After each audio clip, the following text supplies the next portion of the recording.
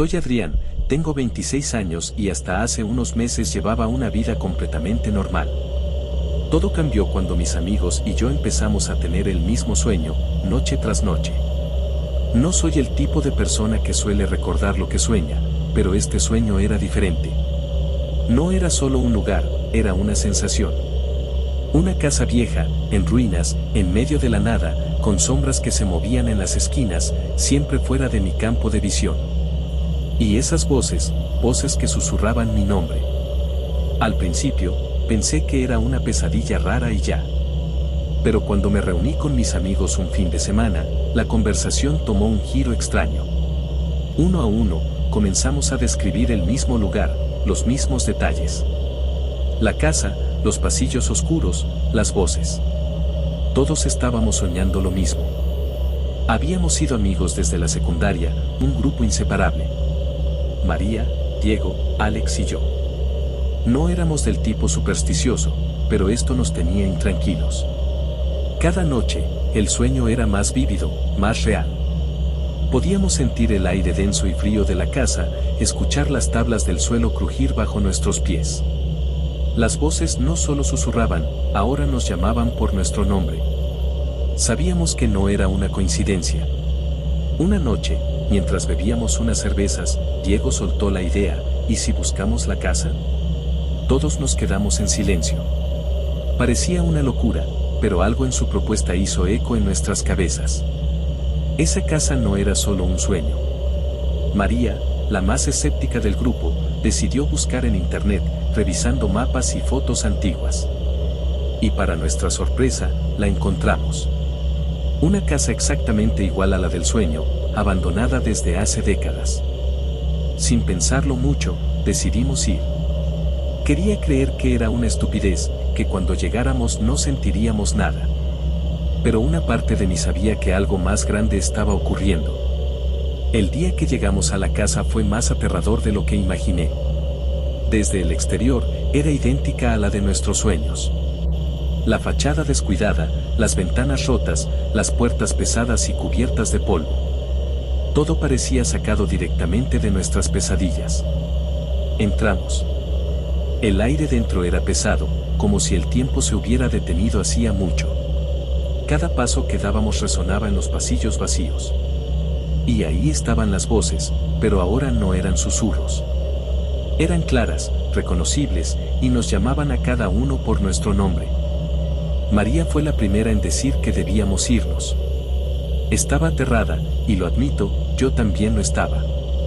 Pero Diego y Alex querían seguir explorando.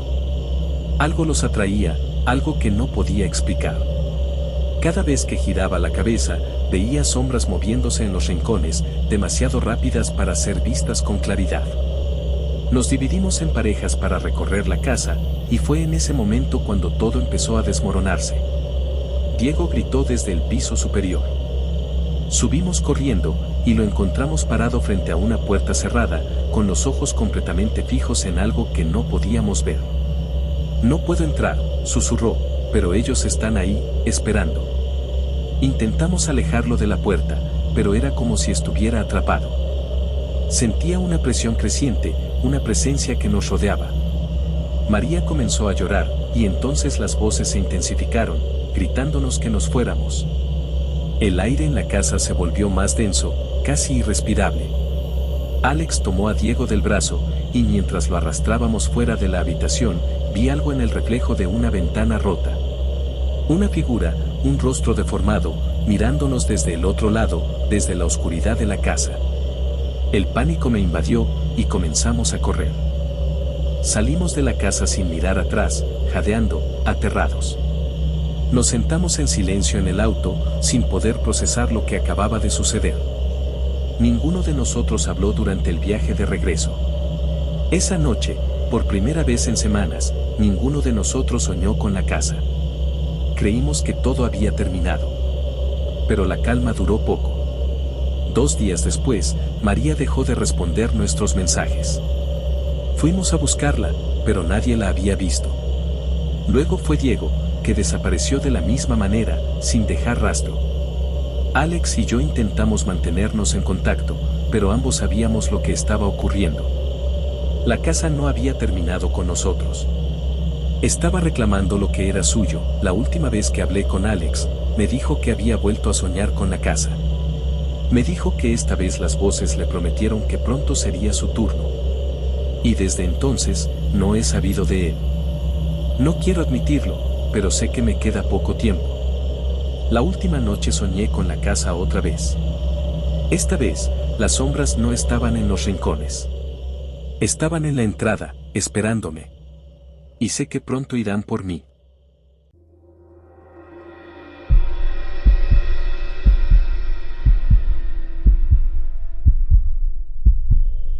Me llamo Mónica, y nunca fui una persona que prestara demasiada atención a los sueños. Dormir era solo eso, dormir. O al menos lo era hasta que comenzaron las pesadillas. Al principio, solo eran eso, imágenes borrosas que olvidaba al despertar, fragmentos de mi mente sin sentido. Pero luego, algo cambió. Empecé a tener la misma pesadilla una y otra vez. En el sueño, estoy en mi habitación, exactamente como está en la vida real, la cama deshecha, las cortinas moviéndose ligeramente con la brisa, y la oscuridad total. Sin embargo, cada vez que sueño, hay algo diferente, una presencia.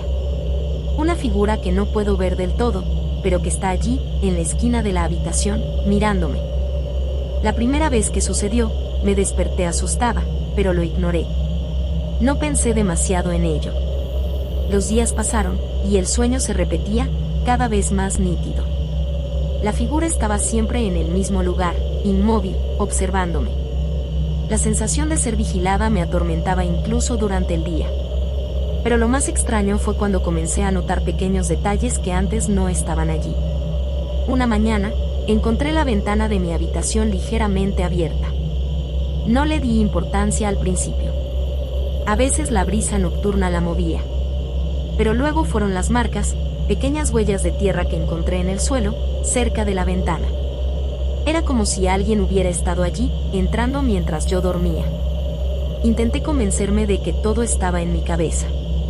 Me dije que debía estar estresada o simplemente cansada. Pero cada noche, el sueño se volvía más real. La figura, antes una sombra vaga, empezó a definirse. Era un hombre, alto y delgado, vestido de negro, con un rostro que no podía ver, como si estuviera cubierto por una neblina. Se mantenía en la esquina, sin moverse, pero cada noche se acercaba un poco más. Lo que empezó como una simple pesadilla, comenzó a invadir mi vida real. No podía dormir bien.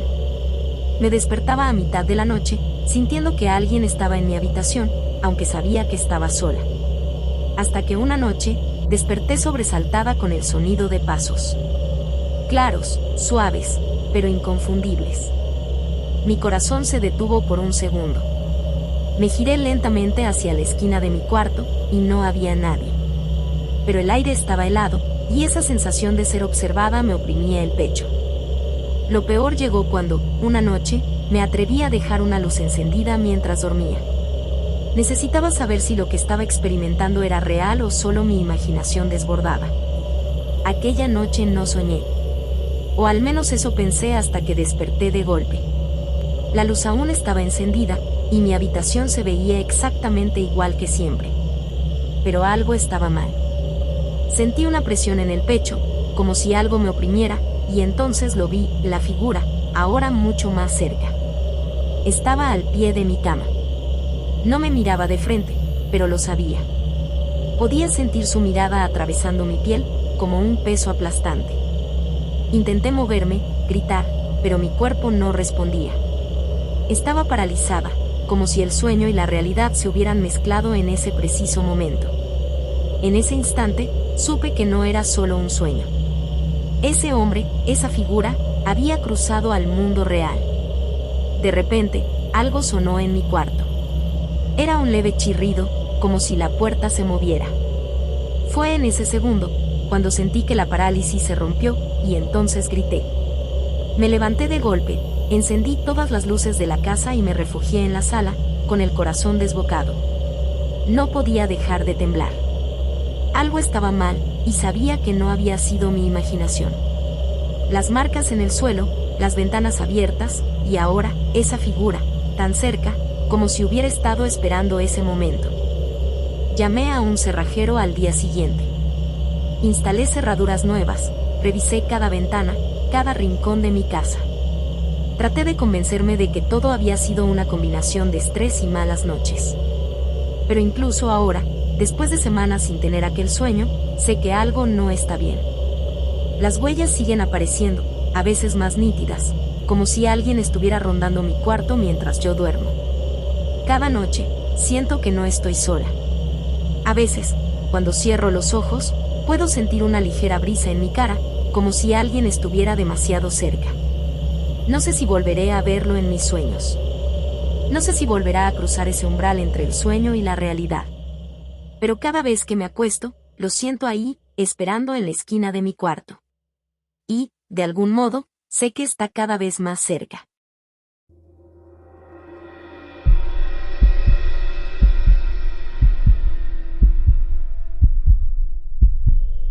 Soy Claudia, y llevo meses sin dormir bien. Lo llamo insomnio, pero en realidad es algo peor. Cada vez que me duermo, entro en una especie de pesadilla infinita, un lugar del que no puedo escapar. No sé qué es más aterrador, si los monstruos que veo o la sensación constante de que hay alguien, o algo, observándome en las sombras. Después de intentarlo todo, meditación, pastillas, incluso hipnosis, decidí probar con un terapeuta especializado en trastornos del sueño. El Dr. Fuentes tenía un enfoque novedoso, inducción de sueños lúcidos, lo llamó. Según él, podía enseñarme a controlar mis sueños, a tomar el mando de lo que pasaba cuando cerraba los ojos. Al principio sonaba bien, incluso emocionante. La idea de poder controlar mi propio subconsciente era la única esperanza que tenía para salir de esta pesadilla viviente. Las primeras sesiones fueron tranquilas. El Dr. Fuentes me guiaba en ejercicios de respiración y meditación profunda, enseñándome cómo despertar dentro de mis sueños. Y funcionó. A las pocas semanas, empecé a ser consciente de que estaba soñando mientras dormía, y cuando aparecían mis miedos, los podía disolver. Pero hubo algo que no pude controlar, algo que desde el primer día estuvo presente en cada uno de mis sueños. Al principio era solo una sombra, una figura indefinida en los rincones, apenas visible. Pero con cada noche que pasaba, se volvía más nítida.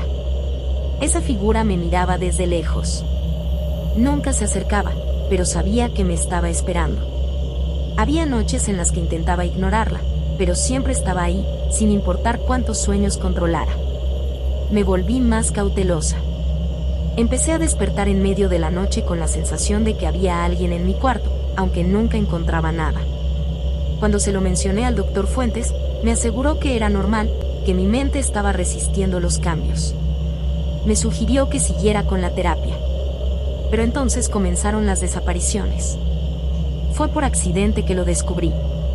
Estaba investigando sobre otros pacientes que habían pasado por terapias similares, y encontré un foro donde algunos de ellos hablaban sobre experiencias parecidas. Describían la misma figura oscura que aparecía en sus sueños, y lo peor de todo, algunos de ellos ya no publicaban nada. Desaparecidos sin dejar rastro. Mi ansiedad creció. Empecé a cuestionarme si debía continuar, pero cada noche que pasaba, cada sueño que tenía, la figura se acercaba más. Cada vez estaba más definida, más real. Una noche, finalmente me atreví a confrontarlo en el sueño. Me acerqué, tratando de controlarlo, pero al estar frente a la figura, no pude moverme. Era como si todo el poder que había tenido sobre mis sueños desapareciera. Entonces, la figura habló: no puedes huir de mí. Ya no es tu sueño. Desperté gritando, con el corazón a 1000 por hora. Estaba temblando, bañada en sudor frío. Llamé al Dr. Fuentes esa misma noche, exigiendo respuestas. Al día siguiente, me citó para una sesión privada. Recuerdo que mientras me sentaba en su oficina, sentía que algo estaba mal, muy mal. Me observaba con una calma perturbadora, mientras yo le contaba sobre la figura, sobre cómo ya no podía controlarla. Él simplemente me sonrió. Claudia, dijo con una voz suave pero inquietante, la figura no es un producto de tu mente. Es algo que se ha liberado. Siempre he estado allí, esperando, y ahora te ha encontrado. Mi sangre se congeló. ¿Qué quería decir con que se ha liberado? Intenté levantarme, pero sentí una fuerza invisible que me mantenía en la silla. Fuentes me miró con esos ojos fríos, como si disfrutara de mi miedo. Es tarde para detenerlo, susurró, y en ese instante, su figura comenzó a desdibujarse. No estaba segura de si seguía soñando o si ya todo se había mezclado con la realidad. Esa noche, volví a casa completamente destrozada. Estaba confundida, aterrada, y no sabía qué hacer. Intenté no dormir, pero el cansancio finalmente me venció. Cuando me dormí, lo supe al instante, no había escapatoria. Esta vez, la figura no estaba en las sombras. Estaba de pie frente a mí, observándome con ojos vacíos. Desperté al día siguiente, o al menos eso creí. Pero nada se sentía real. El aire en mi habitación era denso, y los sonidos a mi alrededor parecían lejanos. Me levanté lentamente y fui al baño. Cuando me miré al espejo, vi una sombra detrás de mí, la misma figura del sueño, inmóvil. No era un sueño. O tal vez lo era, tal vez nunca había despertado.